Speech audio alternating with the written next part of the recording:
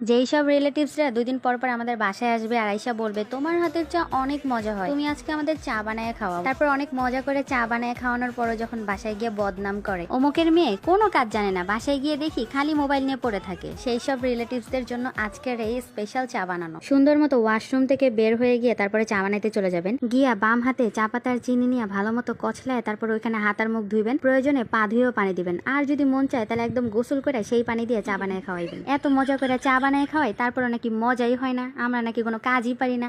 তাইলে নেই এবার মজা হইব, অনেক মজা করে চা বানায় খাওয়ামু। যাই হোক, সুন্দর মতো চা বানায় খাওয়াইছিলাম, সেই সময় তো মজা লাগে নাই, তাই এখন একেবারে এরকম করে বানায় খাওয়াইতেছি। অহন মনে করেন যে অনেক মজা লাগবে, আর অহন মনে করেন যে মুহে দিয়ে মনে করেন যে মধু খেয়া লাইবেন। নর্মালি রান্না করলে আমরা কি করি, ডান হাত দিয়ে রান্না করি না, ডান হাত দিয়ে নাড়ি না, কিন্তু এটা করবেন উল্টাটা, এটা করবেন বাম হাত দিয়ে। বাম হাত দিয়ে নাড়বেন, চাড়বেন, বাম হাত দিয়ে গুঁড়া দুধ দিয়ে, আপনারা যেই দুধ দিয়ে বানান বাম হাত দিয়ে ভালো মতো নাড়াচাড়া দিয়ে সবকিছু বাম হাত দিয়েই মিক্স করবেন, দেখবেন অনেক মজা হইব।